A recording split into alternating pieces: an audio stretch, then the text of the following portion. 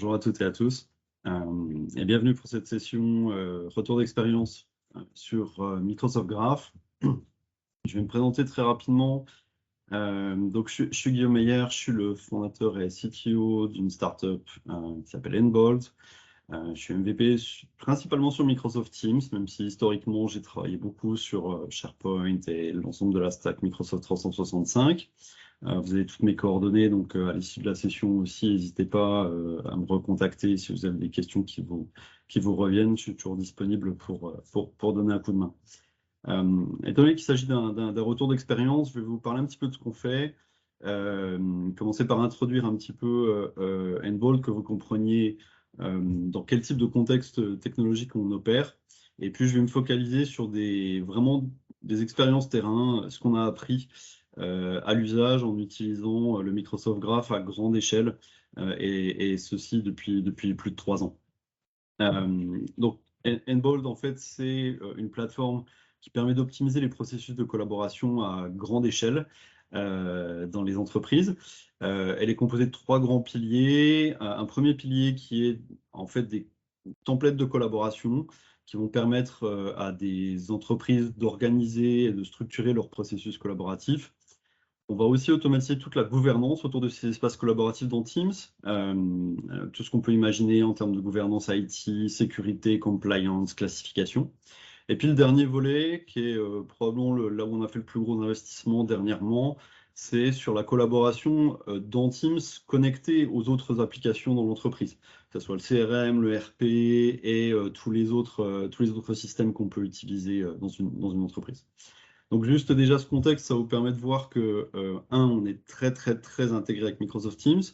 2, on utilise beaucoup d'API et essentiellement le Microsoft Graph.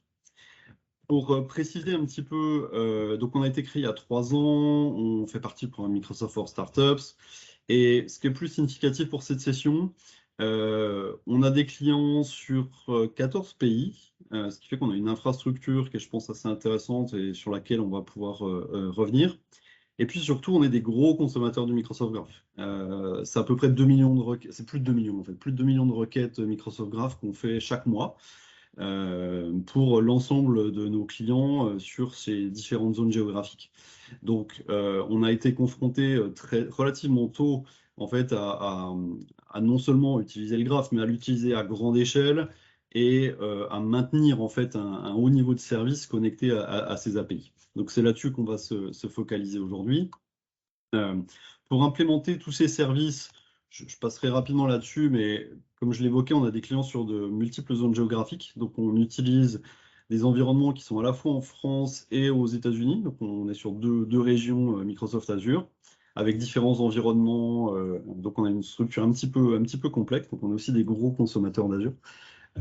Peut-être pas assez pour Microsoft, mais des gros consommateurs Azure. Et autre point important, peut-être qu'il y aura des questions dessus si ça intéresse. On a un cycle en fait de déploiement de notre application qui est relativement structuré, qui a mis du temps à se mettre en place, mais qui est maintenant relativement mature et qui nous permet en fait de déployer la solution à différents types de populations pour validation avant d'arriver en production. Donc c'est aussi tout un cycle en fait d'automatisation qu'on a mis en place sur lequel on pourra revenir. Et en un seul slide, c'est pas facile de résumer et c'est très synthétique et il manque beaucoup de choses. Au niveau technologique, donc on est 100% hébergé dans Azure, donc on utilise énormément de services différents. Donc on utilise de l'App Service, on utilise du conteneur, on utilise tous les services data, PostgreSQL, Cosmos DB, Redis, hébergés et fournis en mode managé par Azure. Et toute notre infrastructure applicative repose sur Docker et sur des conteneurs. Donc voilà, j'ai essayé de faire très synthétique. Il y a évidemment d'autres briques logicielles, mais on voit déjà par ce schéma, on voit qu'on est intégré avec de nombreuses API, Microsoft, mais pas que. Donc un des points clés en fait qu'on a été amené à traiter quand on a commencé à travailler sur le Microsoft Graph, et en particulier quand on est passé en production et quand on a commencé à avoir du volume, c'est comment monitorer en fait ce qui se passait. C'est-à-dire que vous avez une application qui fonctionne très bien, Maintenant, c'est en production et le risque, c'est de fonctionner un peu en mode boîte noire. C'est-à-dire, ça marche, mais c'est dur de savoir finalement quel est le volume en fait, de requêtes qui est effectué. Quand vous avez des problèmes, c'est dur de diagnostiquer. Donc, le point vraiment essentiel, c'est le monitoring. Et la solution qu'on a retenue pour le monitoring, en particulier des appels graphes, mais c'est vrai aussi pour tous les services externes qu'on utilise, c'est le service qui fait partie d'Azure Monitoring qui s'appelle Azure Application Insight. Azure Application Insight, c'est vraiment un outil extrêmement clé pour nous, puisqu'en fait, Application Insight monitor tout ce qui se passe dans l'ensemble de nos conteneurs et toutes les interactions qu'on a avec tous les services externes. Services externes étant soit des services back-office, base de données, cache, etc., hébergés dans Azure, soit des services réellement externes au sens des API comme le Microsoft Graph ou des API comme Intercom ou d'autres outils qu'on peut utiliser. Donc, Microsoft Application Insight, on l'a retenu pour plusieurs raisons, mais un des premiers points, c'est que c'est extrêmement simple à utiliser. C'est extrêmement simple à mettre en œuvre, surtout.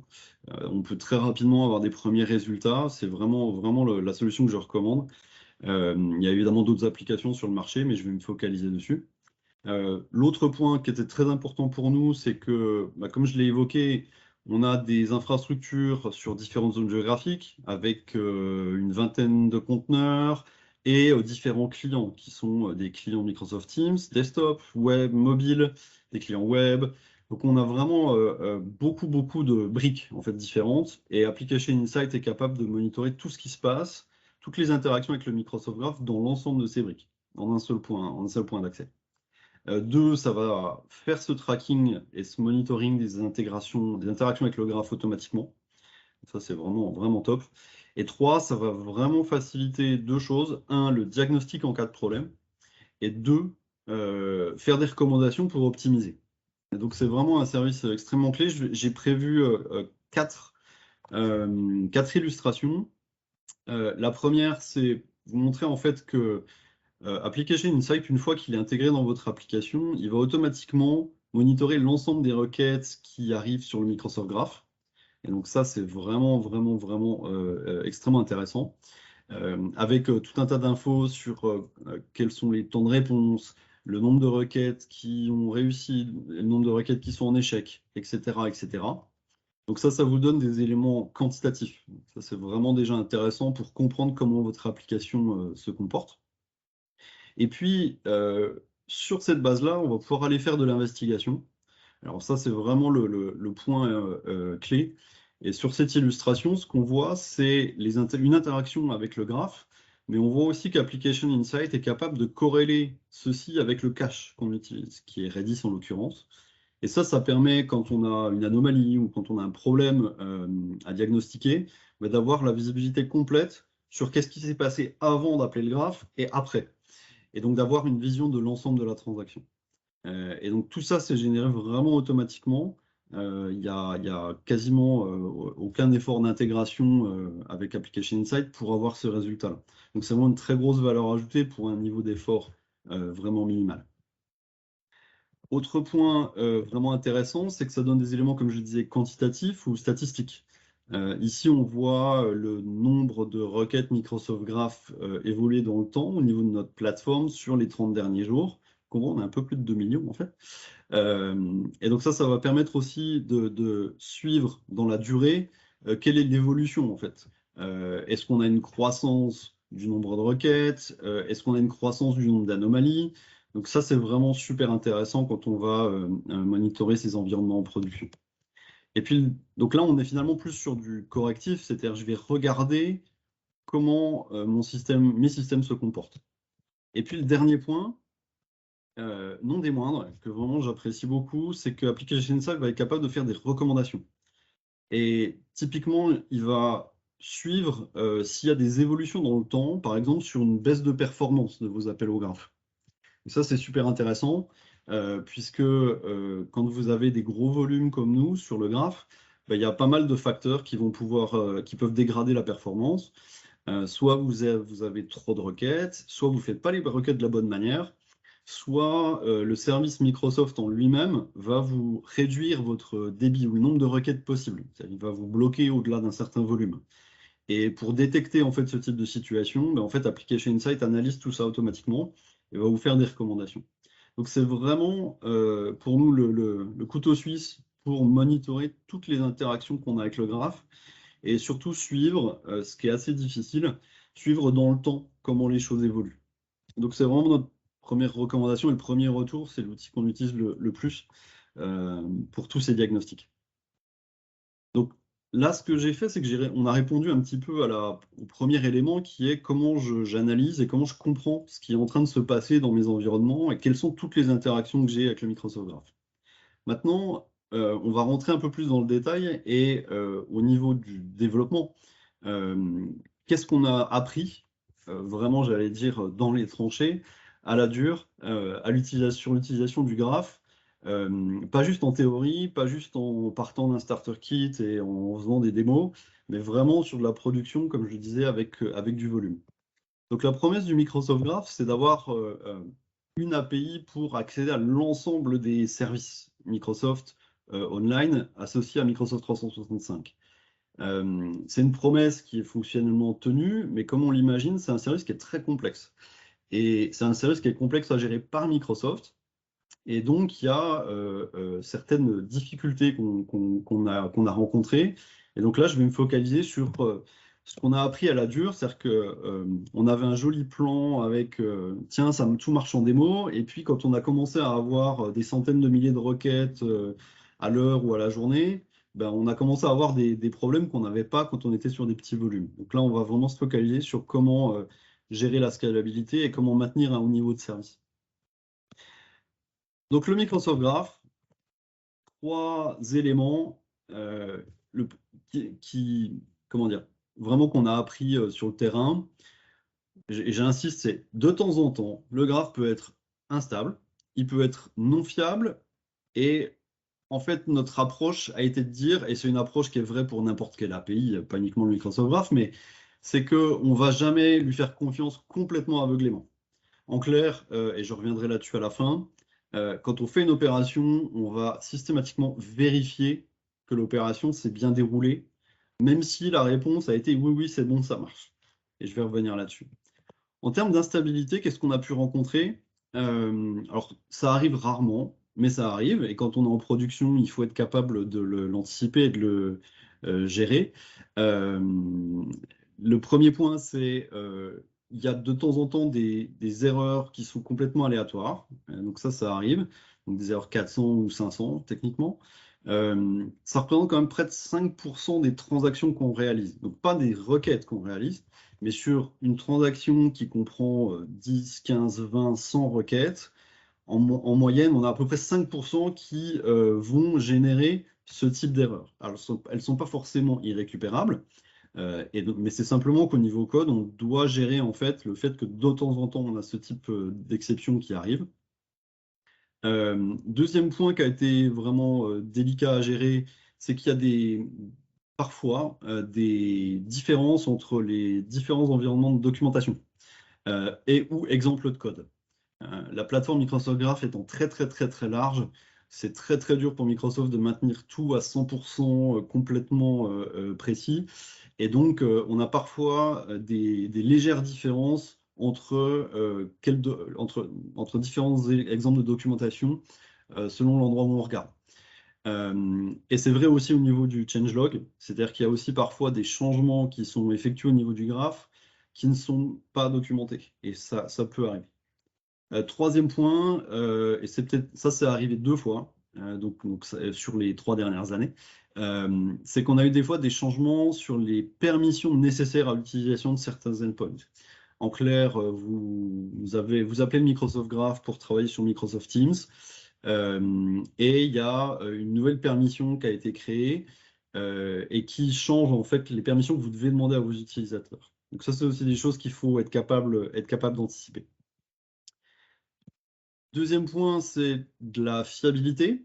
Alors, ça, c'est pas nécessairement la fiabilité en tant que telle, mais c'est simplement que la plateforme Graph étant très large et gérée par des équipes différentes, par multiples équipes, on a parfois des endpoints qui ont l'air similaires, qui ont l'air de fonctionner de la même manière, mais qui fonctionnent très légèrement différemment. Donc ça crée aussi quelques points de difficulté parfois.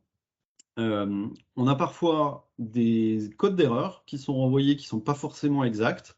En clair, on peut avoir une erreur 404 qui indique je ne trouve pas quelque chose, alors qu'en fait l'erreur est autre chose. Et ça, on l'a eu pas mal de fois, et en particulier en utilisant le SDK Microsoft Graph.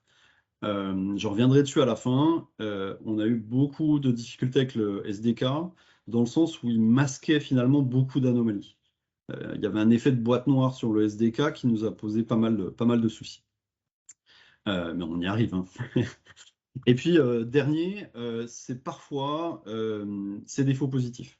Le faux positif, c'est j'appelle le Microsoft Graph pour créer une équipe Teams. Voilà l'exemple type. Et la réponse, c'est ça a marché. Et il vous donne un code qui dit oui, c'est bon, ça a marché. Et en fait, quand vous retestez derrière, vous vous rendez compte que ça n'a pas marché. Et donc, ça implique qu'on a dû, sur beaucoup d'aspects de notre code, ajouter des phases de contrôle. C'est-à-dire que, OK, on a fait une opération, ça nous dit oui, c'est bon, ça a marché, mais on va quand même vérifier si ça a bien marché derrière. Donc ça a amené aussi quelques complexités au niveau du code. En clair, et pour synthétiser, c'est vraiment, là, je l'ai mis en pseudocode, c'est qu'est-ce qu'on fait en fait quasiment pour chaque opération au niveau du graphe. Le premier point, c'est on limite le volume d'appels qu'on effectue chaque seconde, ce qu'on appelle pour éviter d'être throttlé, c'est-à-dire bloqué par l'API Microsoft Graph. Donc ça nous permet en fait simplement de séquencer nos appels. En clair, on n'a jamais deux appels au graphe qui passent à 10 millisecondes d'intervalle. On a toujours un certain nombre de millisecondes entre deux appels. Deux, on va faire l'appel proprement dit et on va attendre à avoir un code de retour qui nous dit oui, c'est bon, ça a fonctionné. Et trois, on va faire un deuxième appel qui va vérifier que ça a vraiment bien marché. Donc l'exemple type, pour illustrer ce propos, c'est j'appelle le graphe pour créer une équipe Teams. J'ai une réponse qui me dit oui, c'est bon. Et bon, on va faire un get pour aller récupérer l'équipe Teams qui a été créée dans la foulée pour vérifier que l'équipe est vraiment effectivement créée et qu'elle est vraiment effectivement accessible. Et ça, on l'a appliqué sur, je dirais, presque 50% des appels qu'on fait au Microsoft Graph. Ça veut dire que pour chaque appel qu'on fait, on en a un deuxième de contrôle quasiment. Donc ça, évidemment, euh, ça multiplie le nombre d'appels au graphe qu'on effectue.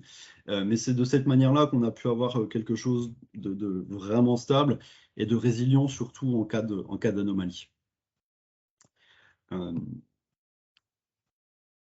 Je vais juste répondre à la question au niveau du chat. Oui, c'est des éléments qu'évidemment on partage avec les équipes produits Microsoft. Il y a énormément d'améliorations qui ont été apportées. Mais aujourd'hui, c'est quand même des choses qu'on a à traiter, en particulier sur les endpoints qui sont nouveaux. Ça a tendance à s'améliorer sur les endpoints qui ont été publiés il y a pas mal de temps, puisqu'il y a plus de fixes, plus de tests, plus de volume. Mais si vous travaillez sur des endpoints qui viennent d'être publiés, et je ne parle pas des endpoints en bêta, hein, je parle des endpoints en V1, on a toujours ce type d'anomalie. Et pour nous, c'est extrêmement critique d'avoir un service ultra fiable. Et donc, on continue à garder ces éléments de contrôle complémentaires. Je vais avancer un petit peu. Il y a trois grands sujets que je voulais aborder aussi en complément de ce que j'ai déjà abordé. Le premier point, c'est le throttling. Donc, le throttling, c'est ce qui permet à Microsoft d'éviter de recevoir des milliards d'opérations chaque seconde et que le service s'effondre. Donc, en clair, Microsoft établit une limite au nombre d'appels qu'on peut effectuer au niveau du Microsoft Graph. Et une particularité, c'est que cette limite, elle n'est pas unique. En clair, c'est pas le Microsoft Graph limite au-delà de tant de requêtes par seconde. Ça serait trop simple. Il y a en fait des limites qui sont différentes selon les endpoints que vous allez utiliser. Donc typiquement, si vous utilisez les API relatives à Teams, vous allez avoir un certain niveau de throttling. Mais si vous appelez les API relatives à Exchange ou à SharePoint ou à d'autres, vous avez d'autres limites qui sont appliquées et ce n'est pas les mêmes. Donc ça veut dire qu'il faut, et surtout, j'ai jamais trouvé une documentation complète de l'ensemble des limites qui couvre l'ensemble des endpoints. Donc notre approche, elle a été à la fois préventive et corrective. Elle est préventive dans le sens où on utilise au maximum du cache. En clair, on essaie de limiter le nombre d'appels qu'on effectue au niveau du graphe. Donc pour ça, ça veut dire cacher les requêtes au maximum. Et donc on utilise Redis Cache pour ça. Le second point, c'est on utilise ce qu'on appelle un limiteur. C'est ce qui nous permet de faire en sorte que même si on a 1000 requêtes à effectuer, en fait, elles ne vont pas toutes être envoyées en même temps. Elles vont être très légèrement séquencées pour limiter le volume de requêtes qu'on effectue chaque seconde. Et 3, et je l'indique vraiment conseil en dernier recours, il y a une technique au niveau des requêtes, au niveau du graphe, qui s'appelle le batching, qui permet en fait d'effectuer en un seul appel au graphe plusieurs requêtes graphes. C'est une technique vraiment intéressante quand on est vraiment obligé d'optimiser. Notre retour d'expérience, c'est quand même que ça amène beaucoup de complexité au niveau du code. Donc, à moins d'être vraiment obligé, c'est pas forcément quelque chose que je recommande en première approche. Première approche, c'est vraiment le préventif, essayer d'éviter de se prendre les limites et d'être limité. Et si vraiment on en a besoin d'aller dans le détail, on peut aller vers du batching. Deuxième aspect sur lequel je voulais revenir, c'est le testing. On ne l'a pas encore évoqué. Une des complexités qu'on a eues, c'est de faire du test automatisé sur tout ça. Une approche classique, quand on veut tester son code sur des API externes, c'est d'utiliser des mocks, c'est-à-dire c'est un service qui va simuler le Microsoft Graph. Donc, c'est évidemment quelque chose qui peut fonctionner et qui va fonctionner pour du test unitaire, mais dès que vous allez vouloir faire du test plus d'intégration ou fonctionnel, ça va être très compliqué à mettre en œuvre. Et l'approche qu'on a eue et qu'on peut conseiller à un certain moment, en fait, on a un tenant dédié pour faire du test, avec un environnement de démonstration, avec des comptes utilisateurs déjà créés, etc., dans lequel on a des scripts qui importent les données et les jeux de test et qui les détruisent après les tests. Ça, c'est vraiment un test très important pour nous parce que ça nous permet de détecter au plus tôt quand il y a des changements au niveau de l'API Microsoft Graph qui ne sont pas documentés. C'est ce qui nous a généré le plus de problèmes. Des fois, c'est des changements qui sont extrêmement mineurs, hein. C'est une propriété sur un objet qui est renommé, mais évidemment qui peut avoir des conséquences très importantes. Et ce type de mise à jour, ils peuvent parfois passer entre les mailles du filet et ne pas être visibles dans le changelog. Donc j'ai mentionné ici le changelog, qu'évidemment on regarde presque quotidiennement pour s'assurer que notre code est compatible avec les nouvelles versions. Mais parfois on a des mises à jour qui passent sans qu'elles soient visibles dans le changelog. Et pour tester ça de manière automatique, on utilise un tenant dédié. Et ce type de problème ou de difficulté, vous ne le détecterez pas en utilisant une simulation, quelque chose qui simule le Microsoft Graph. Il faut vraiment appeler les API Microsoft Graph en direct. Donc ça, c'est vraiment un gros conseil. Alors évidemment, quand vous êtes au démarrage, c'est un investissement que vous n'allez pas forcément faire tout de suite, mais c'est vraiment quelque chose que nous, on a été obligé de mettre en œuvre très rapidement dans notre processus de test automatisé. Troisième et dernier point, le SDK. Je vais parler du SDK quelques secondes. Aujourd'hui, nous n'utilisons pas le SDK Microsoft Graph, sauf côté client. Donc en clair, toutes les opérations réalisées, tous les appels au graphe côté serveur sont réalisés en direct en faisant des appels REST. On utilise le Microsoft Graph SDK uniquement côté client.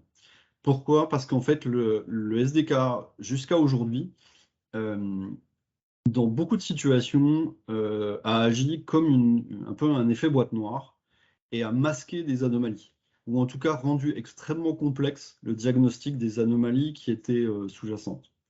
Et pour cette raison, et pour d'autres raisons techniques qui sont liées à notre plateforme, nous n'utilisons en fait que des appels REST directs au Microsoft Graph, c'est-à-dire que tout ce qui est authentification, tout ce qui est gestion du throttling, etc., on le gère nous-mêmes sur un client REST. Ça ne veut pas dire que c'est une situation dans laquelle on va continuer à être dans le futur. C'est comme ça aujourd'hui. Aujourd'hui, on est en train d'étudier la future version en fait, du SDK Microsoft Graph qui est en train d'être refondu complètement. J'ai mis le lien pour ceux qui sont intéressés. Le nouveau SDK Microsoft Graph, il est en train d'être refondu à partir d'un nouveau générateur qui s'appelle Kyota, qui est un projet vraiment intéressant. Donc, on est en train de l'étudier et donc, on a dans notre backlog l'option, ça reste une option, de rebasculer en fait tous les appels au Microsoft Graph via le SDK au lieu de faire des appels directs.